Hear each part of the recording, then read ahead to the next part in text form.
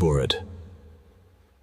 There is a moment most believers know, but few can name. You are sitting in a service. The worship is good. The message is solid.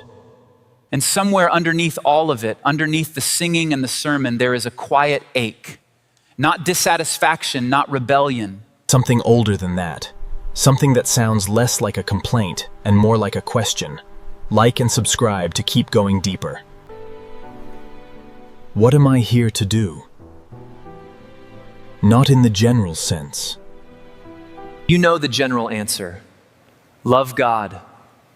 Love people. Make disciples. You know that. But there is something more specific pressing against the inside of your chest. A shape you cannot quite see. An assignment you were born carrying, but were never handed a map for. This video is about that shape. In the book of Acts, there is a man whose entire identity is captured in a single word. Not his name, his gift. By the end of this video, you will know what that word is. And more than that, you will begin to know what word belongs to you. Something older than that. Something that sounds less like a complaint and more like a question. Like and subscribe to keep going deeper. It is not a spiritual gift quiz you fill out on a Sunday morning and forget by Tuesday. And it is not a ranking system where one gift is closer to God than another. What we are looking at today is something the main figure considered so essential to the health of the community. Like and subscribe to learn more, that he named it in one of the most carefully structured sentences he ever wrote. Ephesians 4:11. Read it slowly. And he himself gave some to be apostles, some prophets, some evangelists, some pastors and teachers. 5 words, 5 roles, 5 ways that Jesus himself distributes his own nature into human beings. So that his body can function the way a body was designed to function. The Greek word behind gave here is edoken, a gift of grace, freely given, sovereignly placed. You did not choose your gift, the way you choose a career. God assigned it the way a general assigns a post. And the question is not whether you have one, the question is whether you have found it. Stay with me, because everything changes when you do. Let us begin at the beginning. 5 gifts, 1 body, 1 mission. The word PAL uses in Ephesians 4:11 is not a random list. John Chrysostom, one of the greatest preachers the early church ever produced, noted that Paul names these gifts and that order is intentional. Not because some gifts matter more than people, but because some gifts build the foundation that others build upon. So we start where PAL starts. The apostle. The Greek word is apostolos. It means, at its most literal, one who is sent. Not one who arrived, not one who settled. One who was sent and kept going. In the ancient world, an apostolos was a naval term. It described a fleet dispatched on a mission. Ships that left the harbor with a specific assignment and did not return until the work was done. The main figure understood this from the inside. He was born the traveler, a citizen of a prominent empire, a respected scholar trained under a renowned mentor. One of the most respected scholars of his generation. He was not a man who lacked identity. He had more of it than most people in his world. And then, on a road outside a specific city, a light hit him so hard, it knocked him off his horse and left him blind for 3 days. When his sight came back, everything else about him had changed. Like and subscribe to follow the journey. Except the drive. The drive remained. It just had a new direction. Paul did not stay in Damascus. He did not settle in the central city. He did not build one community and call it finished. He moved. Antioch, Cyprus, Galatia, Philippi, Thessalonica, Corinth, Ephesus, Rome. Every time a church took root, Paul was already thinking about the next city that had never heard the name of Jesus. He wrote letters back to the communities he established, letters we still read 2,000 years later. But he was always moving, always sent. Here is what most people miss about the apostolic gift. It is not about authority. It is about appetite. The person carrying this gift cannot look at a map without seeing blank spaces. Regions, communities, industries, subcultures that have not yet been reached. They are constitutionally uncomfortable with the status quo. They plant things. They pioneer things. They hand things off and move. And the church has often misread this as restlessness. Like and subscribe to stay updated. As instability. As someone who cannot commit. It is not that. It is assignment. Now, the second gift, and this one is harder. The prophet. Prophetes in Greek. From pro, meaning forth, and phemi, meaning to speak. Not primarily a predictor of future events, though that can be part of it. The prophet is, says at his core, someone who speaks the mind of God into the present moment. A sentinel, a watchman on the wall who sees what others cannot yet see and refuses to be quiet about it. There is a man named Agabus, in the book of Acts, who appears twice. Just twice. But both times, you will remember him. The first time, he stands up in a gathering of believers in Antioch and tells them that a severe famine is coming. Across the Roman Empire. This is recorded in Acts 11. The historian Luke, writing decades later, confirms the famine came, exactly as the sage said. The second time the sage appears, the main figure is on his way to the central city. A group of believers are begging Paul not to go. They sense danger. And then Agabus walks in. He takes Paul's belt, his own belt, the one around his waist, and ties his own hands and feet with it. The Holy Spirit says, "In this way, the Jewish leaders in Jerusalem will bind the owner of this belt and hand him over to other groups." Think about what that moment cost the sage. He was not delivering good news. He was not encouraging anyone. He was walking into a room full of people who loved the main figure, binding himself with the man's own belt and announcing something terrible. The prophetic gift is not comfortable. Like and subscribe to understand more. It was never designed to be. The prophet sees what is true before it is visible.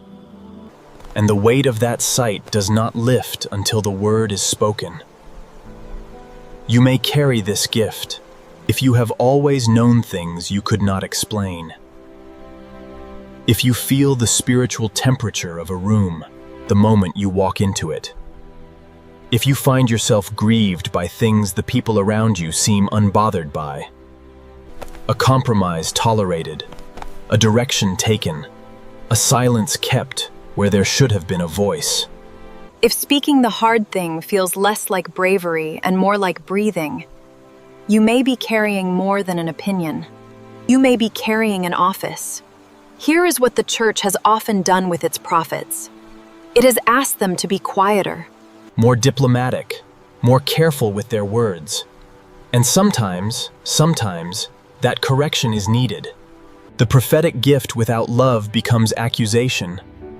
But a prophet silenced entirely does not become a pastor. He becomes a wound. The church loses its early warning system. And what follows is a generation that drifts without anyone raising the alarm. The pioneer pioneers the new. Like and subscribe to support the endeavor. The prophet Sumhanan protects the true. Both of them pay a price for it. Let us slow down for a moment and look at what we have already seen. Because there is a pattern here, and once you see it, you cannot unsee it. Every gift in the fivefold carries a cost that is unique to its shape. The apostle pays with rootlessness. The inability to stay when staying feels like shrinking. The prophecy pays with isolation, the burden of seeing clearly in a world that prefers comfortable fog. These are not flaws to be corrected. They are the signature marks of divine assignment. When God shapes a vessel for a specific purpose, the shaping itself, the apostle's restlessness is not a character flaw. It is the fingerprint of someone built to cross borders. He had more of it than most people in his world. And then, on a road outside a specific city, a light hit him so hard. Reaching through ancient writings in the late 4th century, made an observation that stopped me cold when I first read it. He wrote that Paul lists the 5 gifts in order, not a value, but a function. The apostle goes first. If speaking the hard thing feels less like bravery and more like breathing, you may be carrying more than an opinion. The prophet, the evangelist, the pastor, the teacher builds on ground and the apostle broke open. Think about that. Every gift depends on the one before it. The prophet cannot speak into a community that does not yet exist. The evangelist cannot reach people who have not yet been approached. The pastor cannot tend sheep that have not yet been gathered. The teacher cannot build on a foundation that has not yet been laid. This is not a competition, this is architecture. Like and subscribe to learn more. The body of Kyrie Triest is not a collection of individuals doing their own thing. It is a structure, living, breathing, growing, where every part is load-bearing. And here is where I want to pause and ask you something directly. We are halfway through the 5 gifts, and I want to know where you are landing. Do you resonate more with the apostle, the one who cannot stop pushing toward new ground? Who sees blank spaces on the map and feels called to fill them? Or do you resonate more with the prophet, The one who cannot stay silent when something is wrong? Who feels the weight of what is unseen before anyone else names it? Type 1 in the comments if you feel the apostolic pull. Type 2 if you feel the prophetic one. And if you are not sure yet, stay with me. Because the next 3 gifts may be where you find yourself. But it gets stranger, because here is what the research shows, and what the history of the church confirms. Like and subscribe to uncover the truth, over and over again. Most believers who carry one of these 5 gifts spend years, sometimes decades, trying to operate in a different one. The pioneer tries to be a leader because the community needs a leader. and he is the most available. The prophet tries to be a teacher because it feels safer, more controlled, more acceptable to the people around her. And the result is not humility. The result is exhaustion.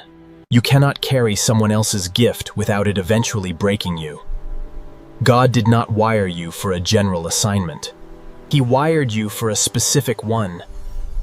And the sooner you stop apologizing for the shape of what he put inside you, the sooner the body of Christ gets what it has been waiting for. 3 more gifts, and one of them has your name on it. Like and subscribe to discover your gift. Philip had already seen revival. He had gone to Samaria, a region that proper Jewish teachers would have avoided, and preached C.H. Rice there with signs following. The lame walked, unclean spirits left. The city, Luke says, was filled with joy. This was not a small meeting. This was a movement. Thousands of people encountering the living God through one man's obedience. And then the angel spoke, "Get up and go south to the road that goes down from Jerusalem to Gaza." That's it. No explanation, no crowd waiting, just a desert road and an instruction. P.H. Philip went. He did not ask what the return on investment would be. He did not call a ministry meeting to evaluate the strategic wisdom of leaving a regional revival. To walk down a desert highway. He went, and on that road he found a single chariot carrying a single man. Like and subscribe to see more stories. An Ethiopian treasurer, an official of significant power, who was reading the scroll of Isaiah and understanding none of it. Philip ran to the chariot. He heard the man reading aloud and asked, simply, directly, Do you understand what you are reading? How can I, unless someone guides me? One chariot, one question, one answer. Unceremonial immersion in the water by the road. And then the guide was gone. Caught away by the Spirit to Azotus, the text says, and went on proclaiming the good news in every town, until he reached Caesarea. Pay attention to this. Luke, writing in Acts 21, records that when years later they stayed in the house of Philip the evangelist, not Philip the deacon, though he had been one. Not Philip the revivalist, though he had led one. Philip the evangelist. That is the word Luke chose. That is the word that followed his name into history. The Greek is euangelistos, one who announces good news. It was not Philip's job description. Like and subscribe to spread the good news. It was his identity. And Eusebius of Caesarea, writing his church history in the early 4th century, records that Philip eventually settled in Hierapolis, surrounded in his old age by daughters who moved in prophetic gifts. He had built a family, he had lived a full life, and still, to the end, the word that defined him was evangelist. You may carry this gift. If the lostness of people around you feels like a physical weight, if you find yourself in conversations with strangers that somehow, inevitably, turn toward the deepest questions of life and death, if you cannot enjoy a gathering without scanning it for the person who seems most disconnected, most far from home, if sharing your faith feels less like a discipline you practice and more like a pressure you relieve. Evangelist is not always loud. Philip was precise. He asked one question. He told one story. He led one man to Christ, and a continent was changed. Now, the 4th gift, the pastor. The Greek word is poimen, shepherd. The same word Jesus uses in John 10 when he says, I am the good shepherd. The good shepherd lays down his life for the sheep. In the ancient world, a shepherd did not manage sheep from a distance. He slept at the gate. He was the last thing the sheep saw at night and the first voice they heard in the morning. His presence was the boundary between safety and danger.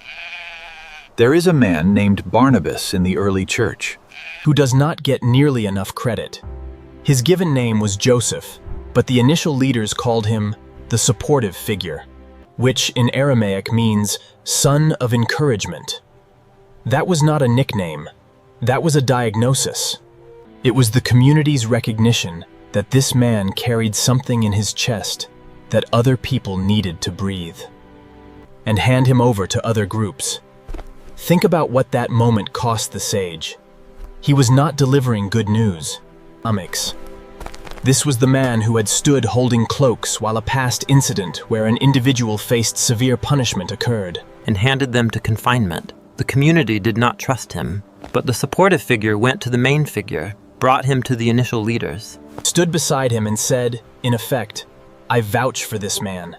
Years later, when John Mark abandoned a mission trip, and the main figure refused to give him a second chance, and the supportive figure fought for him, the main figure and the supportive figure separated over it. A painful, public fracture between two men who had built together. But Barnabas took Mark and went, and the man Paul wrote off became the man who wrote the Gospel of Mark. The pastor does not give up on people, even when the evidence suggests he should. There is another man, less famous, just as essential, named Epaphras. Paul mentions him in the letter to the Colossians. He calls him one of you, a local man, a servant of the church at Colossae.